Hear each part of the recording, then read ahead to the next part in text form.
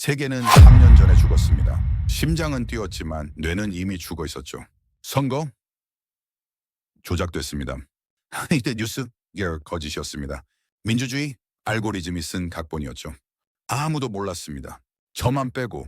저는 마커스 베일입니다. UN 디지털 거버넌스 분석관이죠. 20년간 데이터로 세계를 봤습니다. 감정은 버렸어요. 숫자만 믿었죠. 그게 제 생존 방식이었습니다. 국경이 무너지고 언어가 섞이고 진실이 삭제되는 시대에서 감정은 쓸모없었거든요. 오늘 UN 총회장 193개국이 모였습니다. 하지만 아무도 말하지 않았어요. 뭘 말하겠습니까? 답이 없는데요. 3년째 이어진 AI 붕괴 사태. 거짓 영상이 선거를 뒤집었습니다.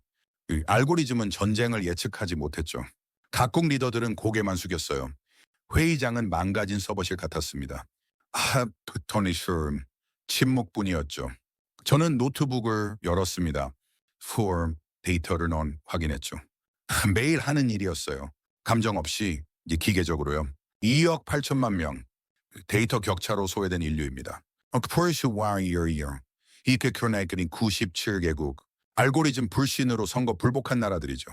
43% 디지털 독재 아래 놓인 시민 비율입니다. 숫자는 거짓말하지 않습니다. 세계는 무너지고 있었어요. 천천히 확실하게요.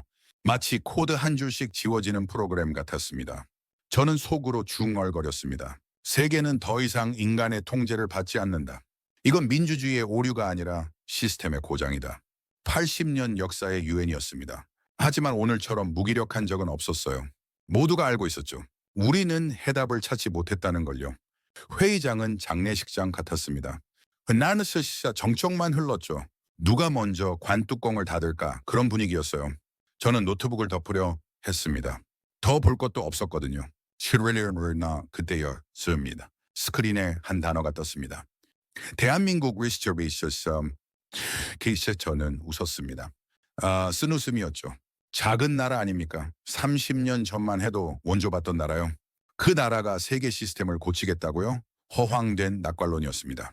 저는 데이터를 믿는 사람이거든요. 감정이 아니라요. 하지만 제 웃음은 곧 멈췄습니다. 대한민국 대표가 단상에 섰습니다. 휘하선한 애쇼용인 SMYO 에나시 원고를 들지 않았죠. 그냥 서 있었습니다. 몇 초간 아무 말도 안 했어요. 회의장이 더 조용해졌습니다. 이상했죠. 침묵인데 집중이 됐어요. 그리고 입을 열었습니다. 혼탄이나 세계는 끝났습니까? 슈레긴 여치마디였습니다. 그 질문이었죠. 회의장이 얼어붙었어요. 누구도 예상 못한 시작이었습니다. 아닙니다. 시스템이 고장났을 뿐입니다. 저는 반사적으로 모니터를 봤습니다. 실시간 집중도 분석 결과가 떴어요. 어텐션 레이트 93%. 믿을 수가 없었어요. 밑에는. 보통 40%도 안 넘는 수치거든요. 2배 이상이었어요. 회의장 안 47개국 대표들이 동시에 집중하고 있었습니다. 뭐지? 마리. 저도 모르게 중얼거렸습니다. 이건 정치 연설이 아니었어요. 뭔가 다른 게 작동하고 있었습니다. 세르바크 세메니움. 그는 계속 말했습니다. 대한민국은 증명했습니다. 참 시스템은 고칠 수 있다는 걸요. 그 목소리는 낮았습니다. 하지만 무게가 달랐어요. 말 한마디마다 공기가 눌렸습니다. 감정이 아니라 코드로 설득하는 말투였죠. 저는 처음 느꼈습니다. 연설이 아니라 시스템 업데이트를 듣는 기분을요. 우리는 데이터를 통제하지 않았습니다. 국민이 데이터를 통제하게 했습니다. 그 순간 제 손끝이 떨렸습니다. 이건 수사가 아니었어요. 10년간 제가 추적해온 디지털 민주주의 실험의 정답이었습니다. 그 안에 다 있었어요. 참여, 투명성, 신뢰, 모든 키워드가 한 문장에 담겨 있었습니다. 회의장 분위기가 바뀌었습니다. 잡담이 멈췄죠? 펜 떨어지는 소리까지 들렸습니다. 저는 주변을 둘러봤어요. 러시아 대표도, 중국 대표도, 미국 대표도 모두 화면을 보고 있었습니다. 저는 데이터를 다시 확인했습니다. 심장이 빨라졌어요. 천상승 0.7도, 시선 고정률 98%, 호흡 패턴 변화, 감지. 이건 진짜였습니다. 회의장 전체가 반응하고 있었어요. 그 시간은 마리나 스크브리너 손에 나리게 말했습니다. 수천 개의 점이 움직이며 세계 지도를 그렸어요. AI가 삭제한 진실들, 조작된 선거들, 가진 뉴스의 궤적들. 모든 혼돈이 데이터 파도 속에 떠 있었습니다. 붉은 선들이 세계를 가로질렀죠. 이게 지금 세계가 흘리는 피입니다. 그의 목소리가 울렸습니다. 우리는 이 피를 멈추게 할 겁니다. 새로운 프로토콜로요. 회의장 조명이 반사되며 유리벽에 부딪혔습니다. 저는 심장이 멎는 줄 알았어요. 그가 말한 건 단순한 정치 이론이 아니었습니다. 유엔 체제 이후 처음 등장한 시스템 재설계였어요. 저는 키보드를 쳤습니다. 서치스를 검색했죠. 한국 디지털 거버넌스 실험 데이터. 그것이 결과가 쏟아졌습니다. 1,000만 개 참여 데이터, 93% 투명성 지수, 87% 시민 신뢰도. 모두 사실이었습니다. 검증된 수치였어요. 그리고 깨달았습니다. 한국은 약속하지 않았습니다. 보고했어요. 3은 이미 한 일을요. 실험이 아니라 실행이었던 겁니다. 저는 20년 만에 처음으로 노트북을 덮었습니다. 분석을 멈췄어요. 그냥 들었습니다. 세계가 다시 숨 쉬는 소리를. 저는 그날 밤 잠을 못 잤습니다. 호텔 방에서 노트북만 들여다봤죠. 한국 데이터를 파헤쳤어요. 하나하나 검증했습니다. 혹시 조작은 아닐까? 과장은 아닐까? 의심했죠. 하지만 숫자는 정직했습니다. 1,000만 개. 시민 참여 데이터 건수였어요. 93%. 정책 결정 투명성 지수였죠. 87%. 국민 신뢰도였습니다. 모두 검증된 수치였어요. 거짓이 끼어들 틈이 없었습니다. 저는 화면을 응시했습니다. 10년간 추적해온 디지털 민주주의 모델들이 떠올랐어요. 에스토니아, 스위스, 싱가포르. 모두 성공 사례로 불렸죠. 하지만 한계가 있었습니다. 작은 인구, 특수한 환경, 제한된 규모. 그런데 한국은 달랐어요. 에스토니아에서 5천만 인구, 세계 10위권 경제대국, 복잡한 정치 구조. 그 모든 조건 속에서 작동하고 있었습니다. 이건 실험실 성공이 아니었어요. 가자브놀 현장 증명이었죠. 저는 손가락을 멈췄습니다. 키보드 위에 올려둔 채로요. 그리고 중얼거렸습니다. 어떻게 가능하지? 다음 날 아침이었습니다. 회의장 복도에서 한국 대표단을 마주쳤어요. 우연이 아니었습니다. 제가 기다렸거든요. 신뢰합니다. 저는 명함을 내밀었습니다. 마커스 아르서 덤스페일입니다. 유엔 디지털 거버넌스 분석관이죠. 어제 연설 인상적이었습니다. 한국 대표가 고개를 끄덕였어요. 예의 바른 미소였죠. 감사합니다. 저는 바로 본론으로 들어갔습니다. 시간 낭비가 싫었거든요. 서머럼 데이터를 봤습니다. 검증도 했고요. 하지만 이해가 안 됩니다. 어떻게 5천만 국민이 동시에 정책 결정에 참여합니까? 기술적으로 불가능해 보이는데요. 그는 웃었습니다. 자신감 있는 웃음이었어요. 불가능하지 않습니다. 이미 하고 있으니까요. 구체적으로 어떻게요? 저는 노트북을 열었습니다. 메모할 준비를 했죠. 블록체인 기반 투표 시스템입니다. 모든 시민이 스마트폰으로 정책에 투표하죠. 실시간으로 집계되고 위변조가 불가능합니다. 투명하게 공개되고요. 저는 고개를 저었습니다.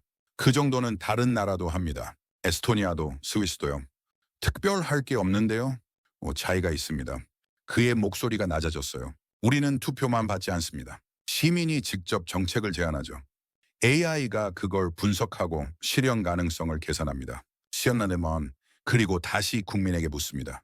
그는 이게 순환됩니다. 나 끊임없이요. 저는 그 타이핑을 멈췄습니다. 그럼 정부는 뭡니까? 단순 집행 기관입니까? 아닙니다. 스트레스 타는 셔마시 조정자죠. 국민 의견을 모으고 전문가 분석을 더하고 최적의 정책을 설계합니다. 하지만 최종 결정은 국민이 합니다. 저는 숨을 들이켰습니다. 이건 이론이 아니었어요. 작동하는 시스템이었습니다. 그것도 10년간이나요. 문제는 없었습니까? 포퓰리즘, 여론 조작, 정보 격차 같은 거요. 당연히 아스쇼안데스 사람이 하나 있었죠.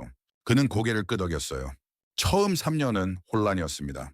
가짜뉴스가 판쳤고 극단적 의견이 난무했죠. 하지만 우리는 시스템을 계속 업데이트했습니다. AI 팩트체크, 투명한 알고리즘, 시민교육. 멈추지 않았어요. 그 난이 처리했지는 저는 화면을 봤습니다.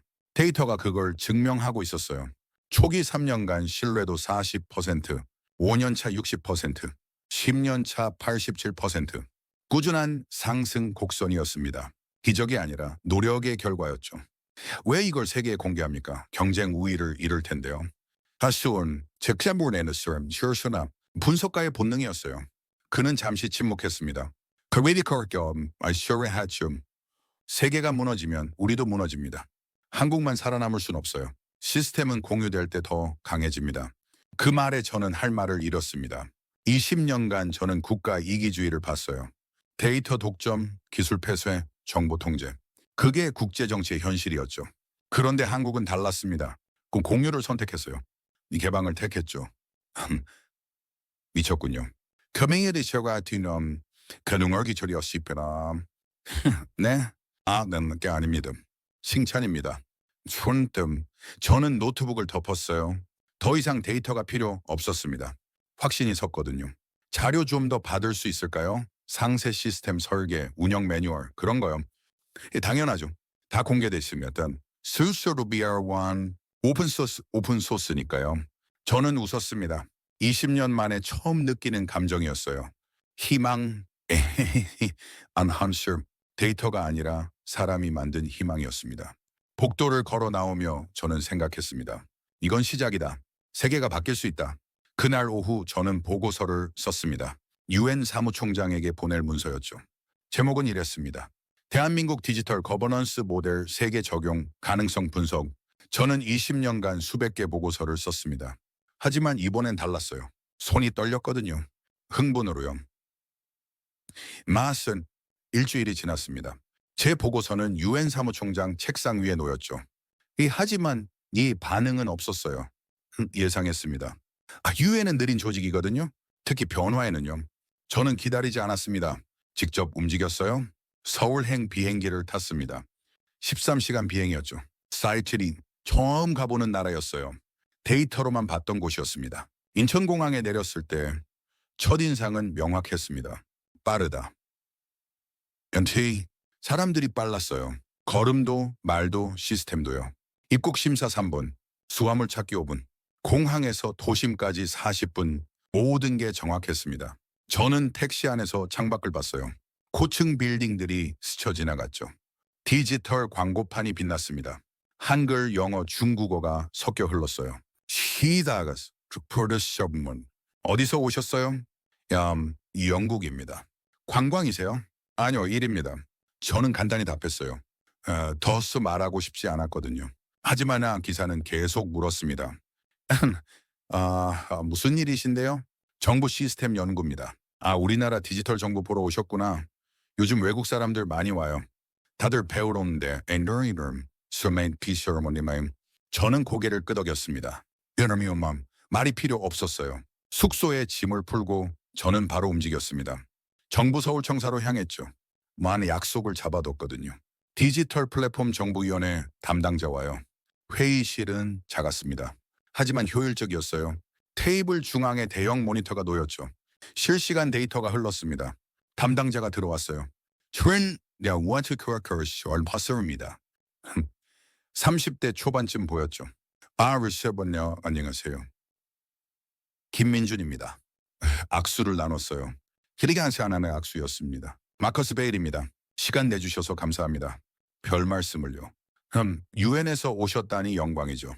저는 바로 질문했습니다. 소와 시스템을 직접 보고 싶습니다. 작동하는 걸요. 물론이죠. 김민준이 모니터를 켰어요. 화면이 밝아졌습니다. 이게 국민참여 플랫폼입니다. 지금 실시간으로 돌아가고 있어요. 저는 화면에 집중했습니다. 수천 개의 정책 제안이 올라와 있었어요. 교통, 환경, 복지, 교육 모든 분야였죠. 각 제안마다 찬성, 반대 의견이 달렸습니다. 실시간으로 숫자가 바뀌었어요. 지금 몇 명이 참여 중입니까? 현재 접속자 12만 3천 명입니다. 하루 평균 100만 명 정도 들어와요. 저는 숨을 들이켰습니다. 100만 명 매일요. 조작은 어떻게 막습니까? 블록체인입니다. 모든 투표가 암호화되고 분산 저장되죠. 위변조 불가능해요. 그리고 신원 인증은 디지털 아이디로 합니다. 1인 1표 원칙이죠. AI는요. 여론 조작에 쓰일 수 있지 않습니까? 김민준이 웃었어요. 좋은 질문입니다. 우리도 그걸 우려했죠. 그래서 AI 자체를 공개했어요. 공개요? 내리인 알고리즘 소스 코드를 전부 오픈했습니다. 누구나 검증할 수 있죠. 투명성이 신뢰를 만들거든요. 저는 고개를 끄덕였습니다. 이론적으로는 완벽했어요. 하지만 현실은 달랐죠. 실제로 작동합니까? 국민이 정말 참여합니까? 보여드리죠. 김민준이 화면을 바꿨어요. 최근 통과된 정책 목록이 떴습니다. 작년에 통과된 정책 237건입니다. 그중 112건이 국민 제안이었어요. 47%죠. 저는 눈을 의심했습니다. 거의 절반이 국민 제안이라고요? 네, 정부가 제안한 것보다 많아요. 불가능한데요. 하지만 사실입니다.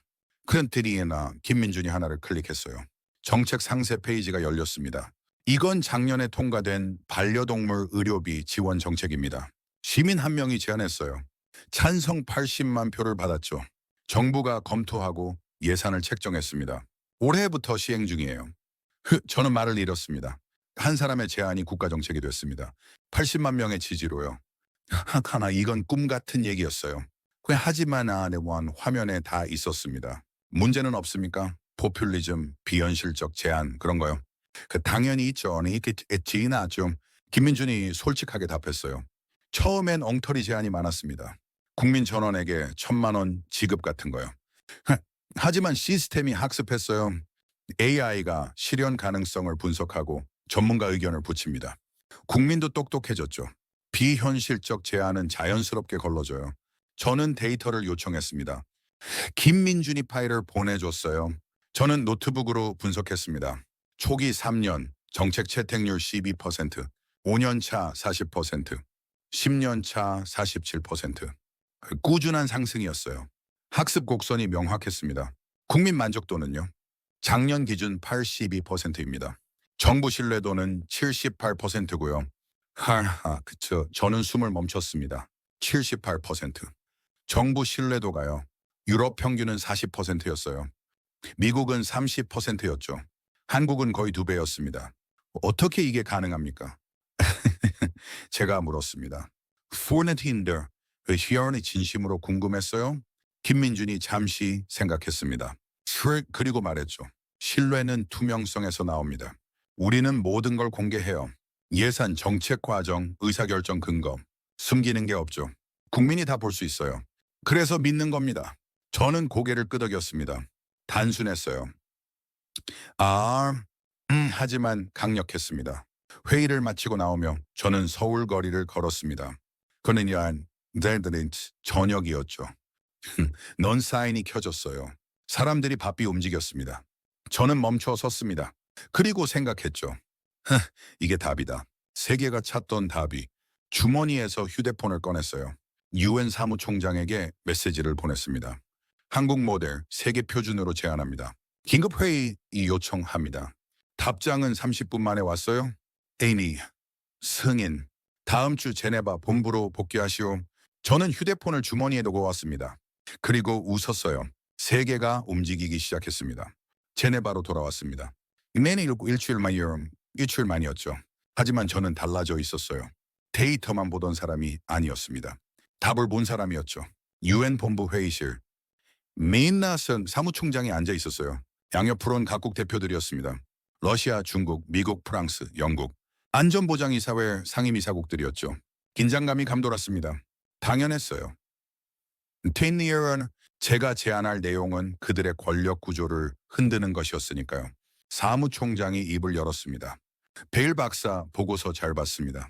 한국 모델을 세계 표준으로 제안하셨죠. 안하지 저는 노트북을 열었어요. 프레젠테이션을 시작했습니다. 현재 세계 시스템의 문제점입니다. 화면에 데이터가 떴어요. 2억 8천만 명 디지털 소외계층, 97개국 선거 신뢰도 붕괴, 43% 독재체제 통제 인구. 이건 더 이상 개별 국가 문제가 아닙니다. 시스템 전체의 오류죠. 러시아 대표가 끼어들었습니다. 그래서 한국 모델이 답이라고요? 작은 나라 실험을 세계에 적용하자고요? 목소리에 비웃음이 섞였어요. 저는 침착하게 답했습니다. 작은 나라가 아닙니다. 5천만 인구 세계 10위권 경제 규모죠. 그리고 10년간 검증됐습니다. 실험이 아니라 성공 사례예요. 성공? 그거는 당신 기준이죠? 후니와운도 중국 대표가 말했습니다. 우리 기준으론 혼란입니다. 모든 국민이 정책 결정에 참여한다. 비효율의 극치죠. 저는 데이터를 바꿨어요. NN, EU. 한국 정책 집행 속도 평균 3개월입니다. 에멘, UN 평균은 18개월이죠. 6배 빠릅니다. 탱크처럼 이게 비효율입니까? 회의실이 조용해졌어요. 국민 만족도 82%, 정부 신뢰도 78%입니다. 예, 여러분 나라는 어떻습니까? 미국 대표가 얼굴을 찌푸렸어요. 미국 정부 신뢰도는 30%였거든요. 실시로 저는 계속했습니다. 문제는 참여가 아닙니다. 투명성 부족이죠. 국민이 정부를 못 믿으니까 시스템이 무너지는 겁니다. 한국은 그걸 해결했어요. 프랑스 대표가 손을 들었습니다. 좋습니다. Yearly 한국 모델이 훌륭하다 칩시다. 하지만 어떻게 세계에 적용합니까? 193개국, 문화도 다르고 정치 체제도 다른데요. 아슴아슴 봅니다. 저는 고개를 끄덕였어요. 그래서 강요하지 않습니다. 선택하게 하죠. 오픈소스로 공개하고 원하는 나라가 가져가게 합니다. 한국이 이미 그렇게 하고 있어요. 그럼 우리 역할은 뭡니까? 영국 대표가 물었습니다. 지원입니다. 저는 기술 이전, 교육, 컨설팅, UN이 플랫폼 역할을 하는 거죠. 각국이 자기 방식으로 적용하게끔요. 사무총장이 끼어들었습니다. 구체적 로드맵이 있습니까? There is needed sir. 저는 다음 슬라이드를 열었어요. 1단계, 파일럿 국가 10개국 선정. 휴이냐 인형안 시범 운영합니다. 2단계, 성과 평가 후 확대. 50개국으로요. 3단계 전 세계 적용 가능 국가로 확산. 목표는 10년입니다. 예산은요? 한국 정부가 초기 기술 이전은 무상 지원한다고 했습니다. 유엔은 운영비만 부담하면 돼요. 연간 5억 달러 정도로 추산됩니다. 러시아 대표가 코웃음 쳤어요. 한국이 왜 그렇게 합니까? 뭘 바라고요? 저는 그를 똑바로 봤습니다. 아무것도 안 바랍니다. 세계 안정이 한국 이익이니까요. 단순합니다. 순진하군요. 현실적입니다. 저는 데이터를 보여줬어요. 한국 수출의 70%가 해외 의존입니다. 세계가 불안하면 한국 경제도 흔들려요. 그래서 세계 안정에 투자하는 겁니다. 계산된 선택이죠. 히스은 중국 대표가 말했습니다. 우리는 동의할 수 없습니다. 서구식 민주주의 강요예요. 아닙니다. 저는 단호하게 답했어요. 이건 민주주의 모델이 아닙니다. 거버넌스 시스템이죠. 어떤 정치 체제든 적용 가능해요. 핵심은 투명성과 참여입니다. 방식은 각국이 선택하고요. 말 장난입니다. 사실입니다. 저는 화면을 바꿨어요. 한국 시스템 구조도가 떴습니다. 보십시오. 언체너메이션. 정부 형태는 안 바뀝니다. 대통령제든 의회제든 일당제든 상관없어요. 다만 의사결정 과정을 투명하게 하고 국민 의견을 수렴하는 채널을 만드는 겁니다. 정권은 안 건드려요. 회의실이 술렁이었습니다. 저는 알았어요. 지금이 순간이라는 걸요. 여러분, 한테 저는 목소리를 낮췄습니다. 세계는 무너지고 있습니다. 시리크나스 3년 전부터요. 우리 모두 알고 있죠. 하지만 아무도 답을 못 냈어요. 지금까지는요. 흔카느니 한국이 답을 보여줬습니다. 완벽하진 않아요. 하지만 작동합니다. 세크티나이 그리고 개선되고 있죠. 우리가 할 일은 간단합니다. 이 배우는 겁니다. 자존심 버리고 데이터 보고 따라하는 거예요. 그게 다입니다. 미국 대표가 말했습니다. 우리가 한국한테 배우라고요? 농담입니까? 현실입니다. 저는 그를 똑바로 봤어요. 20년 전 한국은 여러분한테 배웠습니다. 민주주의, 시장경제, 법치주의. 이다 다 배웠죠. 이제 역할이 바뀐 겁니다. 인정하십시오. 그땐 회의실이 얼어붙었어요. 사무총장이 개입했습니다. 투표하겠습니다. 에크레인의 와슈 베일 박사 제안 파일럿 프로그램 승인 여부요. 긴장된 순간이었어요. 손이 올라갔습니다. 프랑스, 영국, 미국, 스르니나선 찬성 3표, 반대도 올라갔어요. 러시아, 중국, 반대표, 메테니표, 이는 사무총장이 말했습니다. 가결됩니다. 버크는 파일럿 프로그램 진행하십시오. 저는 숨을 내쉬었어요. 해냈습니다. 회의를 마치고 나오며 영국 대표가 다가왔어요. 베일, 자네 미쳤나? 영국 사람이 한국 편을 들다니. 편, 편이 아닙니다. 저는 답했어요. 사실을 말한 것뿐이죠. 사실 자네 경력 끝났네. 가만 사술 장난하는 건 언서 네스도 선브런. 저는 웃었어요. 전 이미 답을 봤으니까요. 복도를 걸으며 저는 휴대폰을 꺼냈습니다. 김민준에게 메시지를 보냈어요. 승인됐습니다. 그마운 이 스워너 파일럿 시작합니다. 이 답장이 바로 왔습니다. 트란트나운드슨 예 축하내겠습니다. 수락권 세계가 바뀌기 시작했네요. 저는 미소 지었어요. 오케이, 그렇습니다. 세계가 바뀌고 있었습니다. 소월 6개월이 흘렀습니다.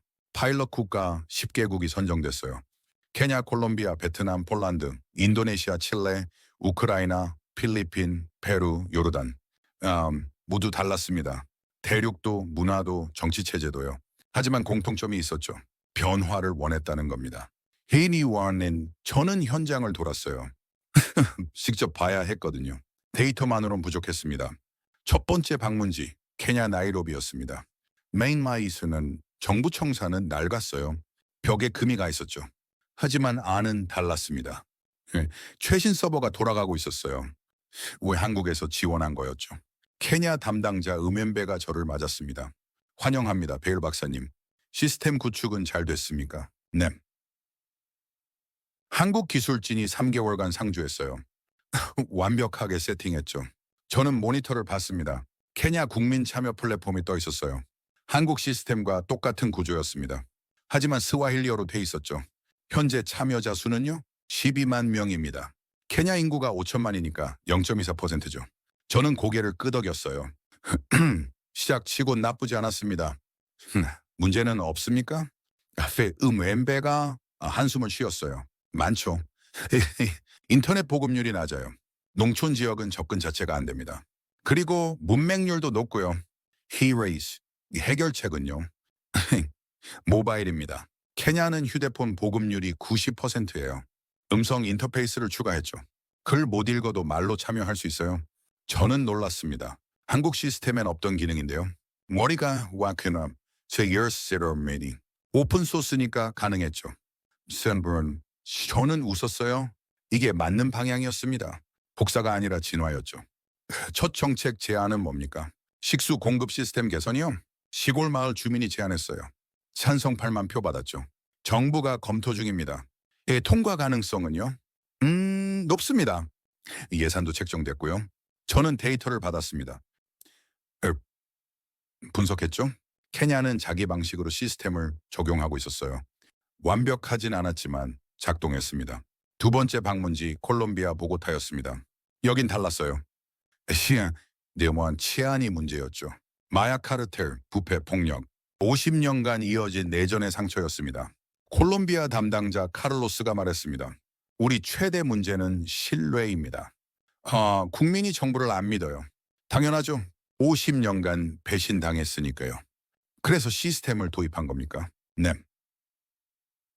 투명성이 필요했어요. 이 국민이 직접 보게 하는 거죠. 이제 정부가 뭘 하는지요? 저는 화면을 봤습니다. 콜롬비아 플랫폼엔 특별한 기능이 있었어요. Our 원드시안 예산 추적 시스템이었죠. 이건 뭡니까? 국민이 세금이 어디 쓰이는지 실시간으로 볼 수 있어요. 도로 건설, 학교 신축, 병원 운영. 네요. The Winer 1원 단위까지 공개됩니다. 저는 감탄했습니다. 하긴 한국 시스템보다 진보했네요. 하라케드 사메낭 원 스마르시와 시오. 부패가 심하니까 투명성을 극대화한 겁니다. 효과는요? 놀랍습니다. 3개월 만에 부패 신고가 40% 늘었어요. 그리고 실제로 공무원 30명이 잘렸죠. 저는 숨을 들이켰어요. 시스템이 현실을 바꾸고 있었습니다. 세 번째 방문지 베트남 하노이였습니다. 여긴 또 달랐어요. 일당제 국가였죠. 공산당이 모든 걸 통제했습니다. 저는 의아했어요. 어떻게 일당제에서 국민 참여가 가능할까요? 베트남 담당자 응구엔이 설명했습니다. 해나하노는 우리는 정치 체제를 안 바꿨어요. 공산당은 그대로죠. 다만 정책 결정 과정에 국민 의견을 받는 겁니다. 당이 허용합니까? 필요했으니까요. 국민 불만이 높아졌거든요. 이대로 가면 폭발할 판이었죠. 스웨덴 그래서 단기 선택한 겁니다. 통제를 조금 풀되 시스템 안에서 관리하기로요. 저는 화면을 봤습니다. 베트남 플랫폼은 제한적이었어요. 정치 관련 제한은 막혀 있었죠. 경제, 사회, 환경 분야만 열려 있었습니다. 이게 진짜 참여입니까? 예, 참, 제가 물었어요. 비판적 어조였죠. 응구엔이 답했습니다. 완벽하진 않아요. 하지만 시작입니다. 6개월 전엔 국민 의견 수렴 자체가 없었어요. 지금은 제한적이지만 가능해졌죠. 1년 후엔 더 열릴 겁니다. 저는 데이터를 봤어요. 베트남 참여율은 20만 명이었습니다. 인구 1억 중 0.2%였죠. 낮았지만 증가 중이었습니다. 첫 통과 정책은요. 대교염 규제 강화요. Break here reform. 국민 제안이었죠. 찬성 15만 표 받았어요. 당이 받아들였습니다. 왜요? 연어스는 민심이 그쪽이니까요. 당도 바보는 아니에요. 국민이 원하는 걸 주면 지지율이 올라가죠. 저는 고개를 끄덕였습니다. 냉소적이었지만 작동하고 있었어요. 석 달 후 저는 제네바로 돌아왔습니다. 중간 보고서를 썼죠. 결론은 명확했습니다. 파일럿 10개국 모두 시스템 구축 완료. 각국 상황에 맞게 변형 적용 중. 초기 성과 긍정적. 실 확대 권장. 사무총장이 보고서를 읽고 말했습니다. 벨 박사 놀랍군요. 정말 작동하는군요. 네. 너시사만 덕시와이도 수인해린다. 문제는 없습니까? 있습니다. 기술 격차, 인프라 부족, 정치적 저항. 하지만 해결 가능해요. 시간만 주면요. 다음 단계는요. 50개국 확대입니다. 내년 목표죠. 사무총장이 고개를 끄덕였어요. 승인합니다. GB라워 스리니디엄 주디난 선행하십시오. 저는 회의실을 나왔습니다. 복도에서 휴대폰을 꺼냈어요. 김민준에게 메시지를 보냈습니다. 성공입니다. 확대 승인됐어요. 답장이 왔습니다.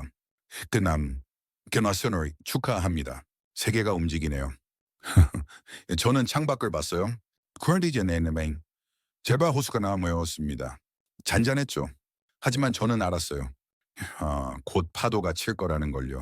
거대한 변화의 파도가요. 그리고 저는 그 파도를 탄 사람이었습니다. 유인이 흘러졌습니다.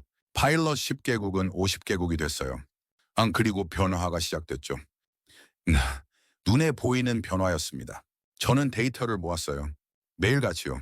50개국에서 쏟아지는 수치들을 분석했습니다. 평균 정부 신뢰도 45%에서 62%로 상승. 국민 참여율 평균 15%. 1억 명 넘는 시민이 참여 중. 통과된 정책 총 1200건. 그중 540건이 국민 제안. 숫자는 거짓말하지 않았습니다. 시스템이 작동하고 있었어요. 하지만 모든 게 순조롭진 않았습니다. 그리너 문제가 터졌어요.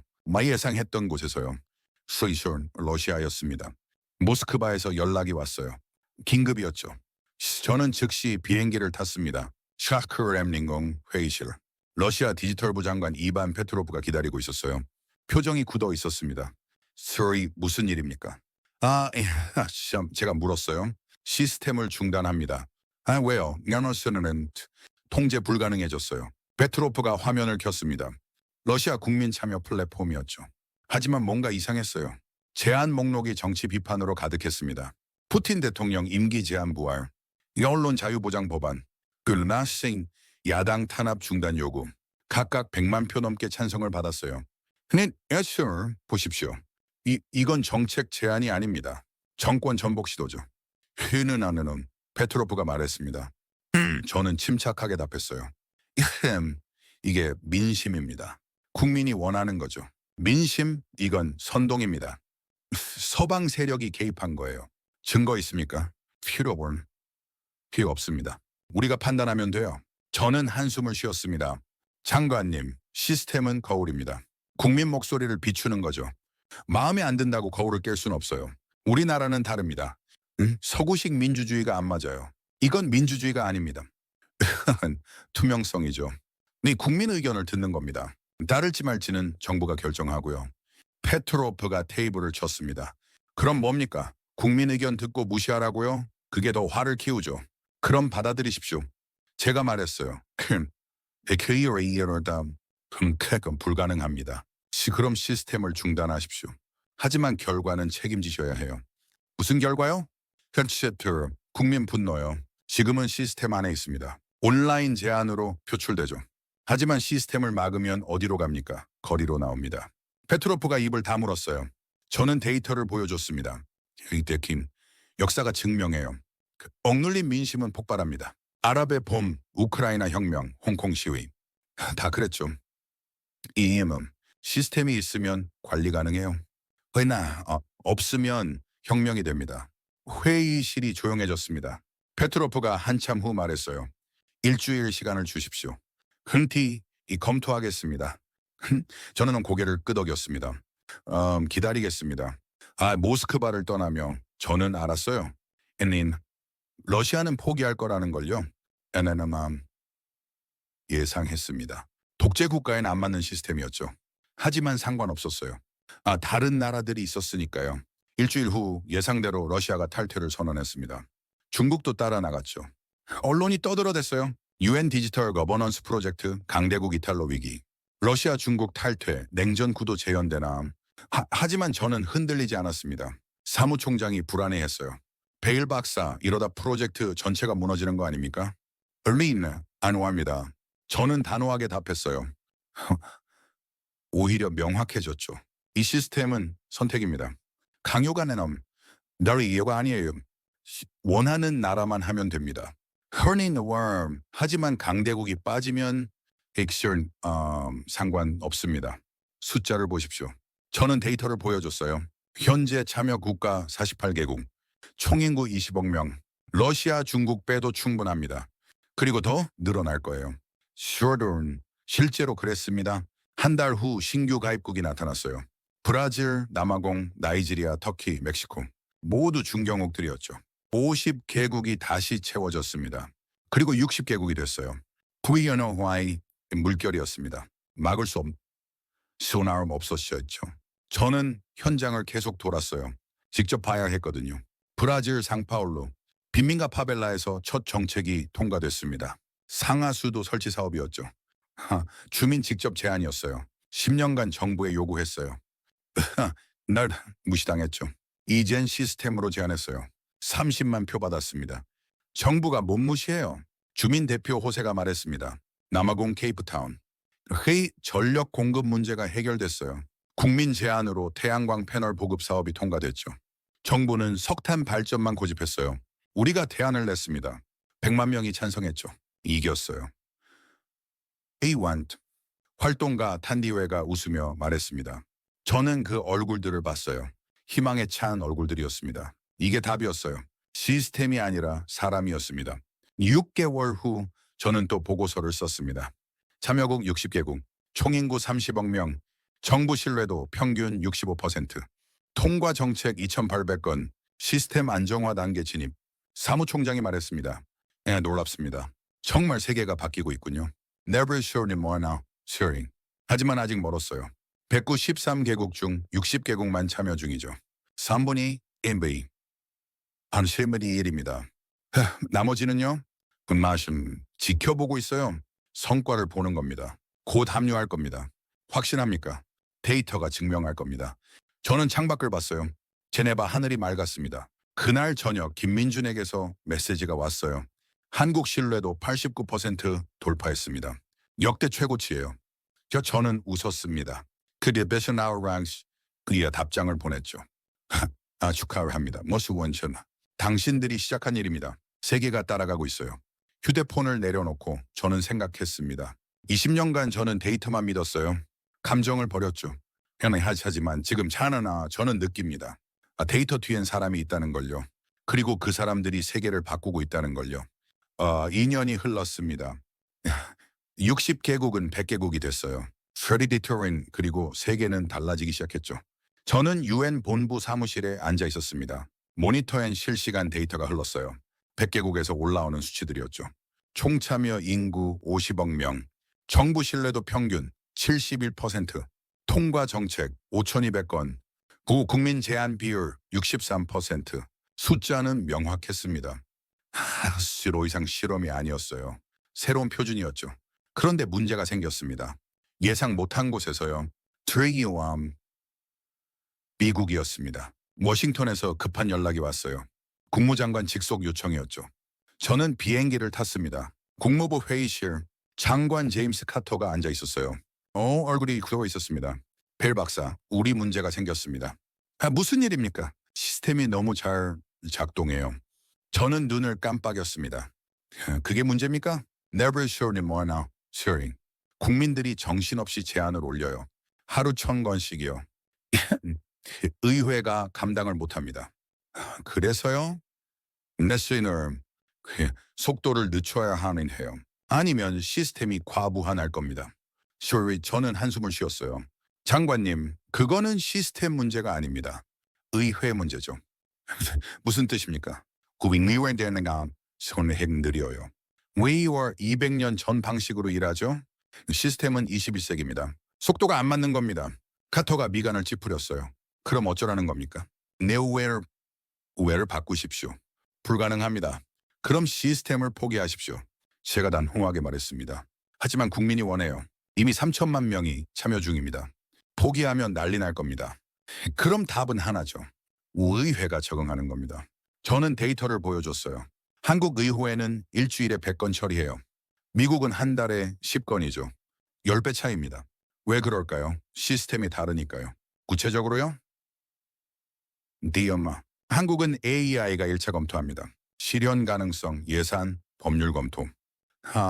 저 다 자동이죠. 의회는 최종 결정만 해요. 미국은 전부 사람이 해요. 느릴 수밖에 없죠. 카토가 고개를 끄덕였어요. AI 도입을 제안하시는 겁니까? Never sure more now. Sharing. 선택 아닙니다. 필수예요. 의회가 반발할 겁니다. 그럼 설득하십시오. 아니면 국민한테 떠밀릴 거예요. 저는 일어섰습니다. 장관님, 시대가 바뀌었어요. 정부가 따라가든지 밀려나든지 둘 중 하나입니다. 워싱턴을 떠나며 저는 알았어요. 진짜 전쟁이 시작됐다는 걸요. 시스템 대 기득권의 전쟁이었습니다. 그러나 석 달 후 뉴스가 터졌어요. 미국 의회 AI 정책 검토 시스템 도입 결정. 상원 찬성 60표, 반대 40표로 통과. 저는 웃었습니다. 결국 굴복한 거였죠. 하지만 끝이 아니었어요. 프랑스에서도 같은 일이 벌어졌습니다. 독일, 이탈리아, 스페인도요. 모든 나라가 같은 문제에 직면했죠. 오래된 정부 시스템이 새로운 국민 참여를 감당 못하는 겁니다. 그리고 하나씩 바뀌기 시작했어요. 의회 개혁, AI 도입, 실시간 정책 처리 시스템. 모두 한국 모델을 따랐습니다. 저는 데이터를 모았어요. 변화, 속도를 측정했죠. 평균 정책 처리 시간 6개월에서 한 달로 단축, 의회 효율성 지수 40에서 70으로 상승, 국민 만족도 65에서 78로 증가, 세계가 빨라지고 있었습니다. 그해 말 UN 총회가 열렸어요. 특별 안건이 있었죠. 이게 글로벌 디지털 거버넌스 헌장 채택 193개국 대표가 모였습니다. 저는 단상에 섰어요. 보고할 차례였죠. 지난 3년간 100개국이 시스템을 도입했습니다. 50억 명이 참여했죠. 결과는 명확합니다. 저는 화면을 켰어요. 정부 신뢰도 평균 71%. 역대 최고치입니다. 정책 효율성 60% 증가. 국민 만족도 78%. 이건 더 이상 실험이 아닙니다. 새로운 표준입니다. 회의장이 조용했어요. 모두가 집중했죠. 오늘 우리는 선택해야 합니다.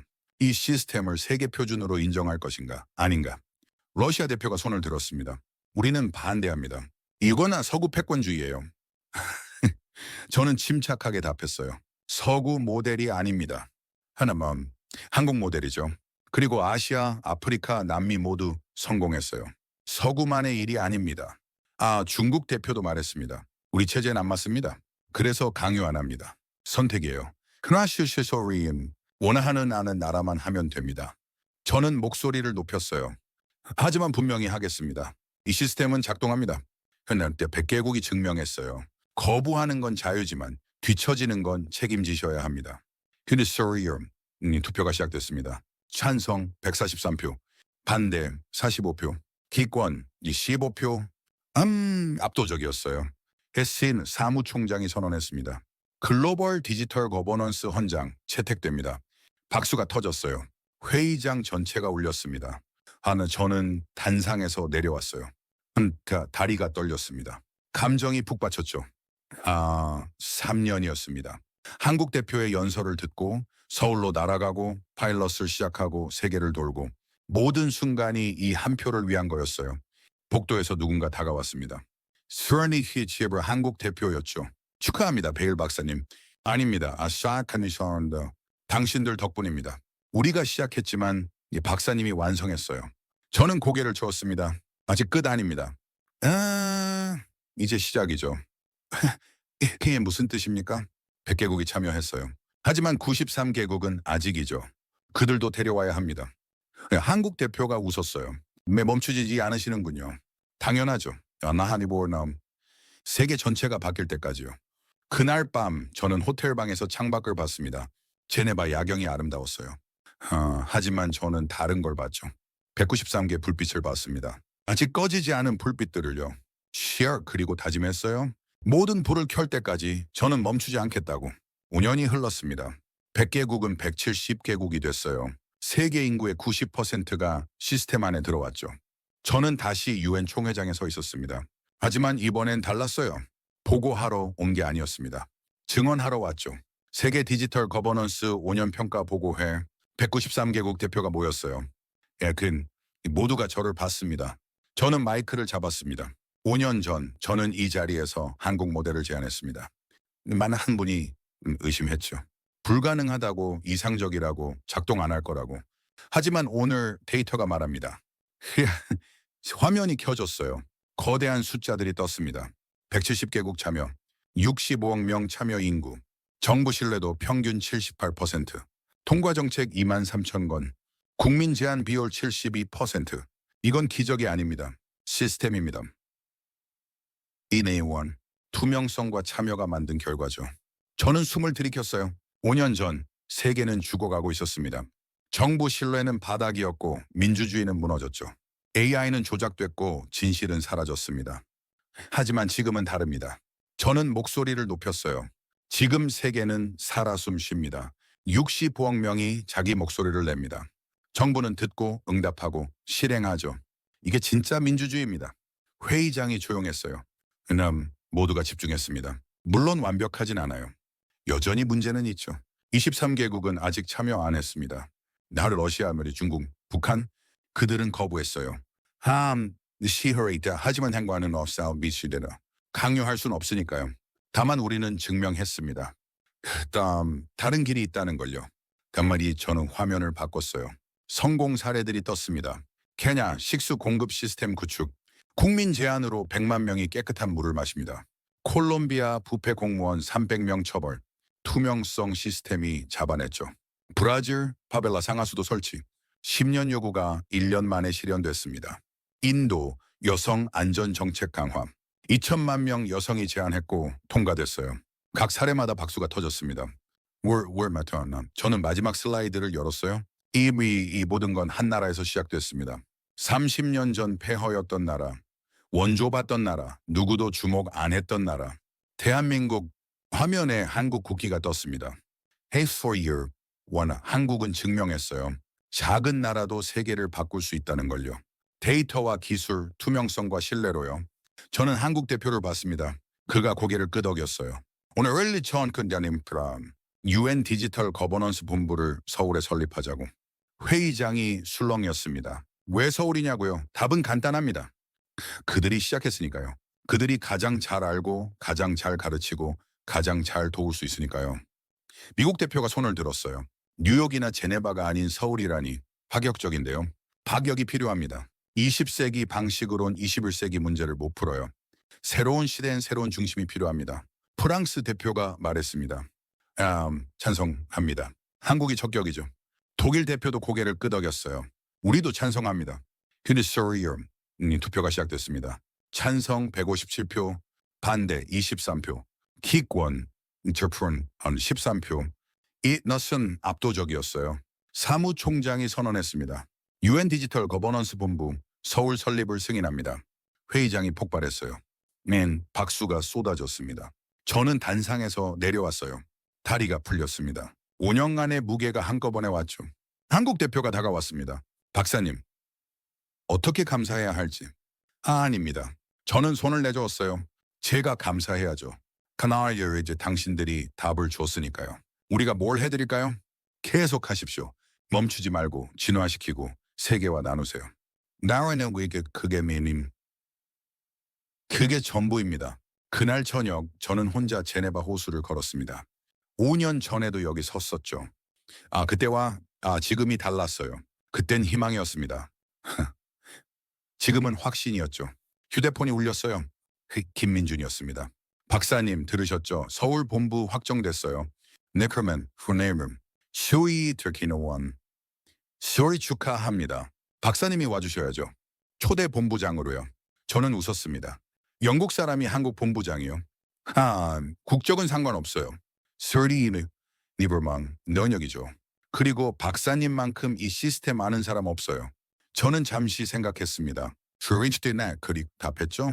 고민해 보겠습니다. 전화를 끊고 저는 하늘을 봤어요. 그래서 별이 총총했습니다. 20년 전 저는 데이터 분석관이었어요.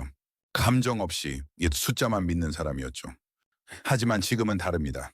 저는 목격자가 됐어요. 세계가 바뀌는 걸 본 사람이었습니다. 그리고 깨달았죠.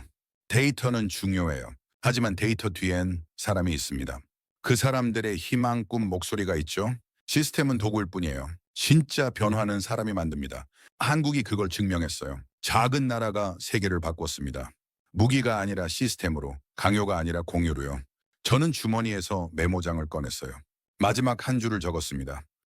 오늘 세계는 재부팅됐다. 그 첫 코드는 대한민국에서 시작됐다. 메모장을 덮고 저는 걸음을 옮겼습니다. 서울행 비행기를 예약해야겠죠. 새로운 시작이 기다리고 있었으니까요. 저는 마커스 베일입니다. 데이터 분석관에서 시작해 이제는 변화의 증인이 됐죠. 그리고 알고 있습니다. 이건 끝이 아니라는 걸요. 새로운 세계의 시작이라는 걸요. 그 중심엔 대한민국이 있습니다. 작은 나라가 큰 세계를 바꿨어요. 데이터가 아니라 신념으로요. 저는 그 이야기를 세계에 전할 겁니다. 끝까지요.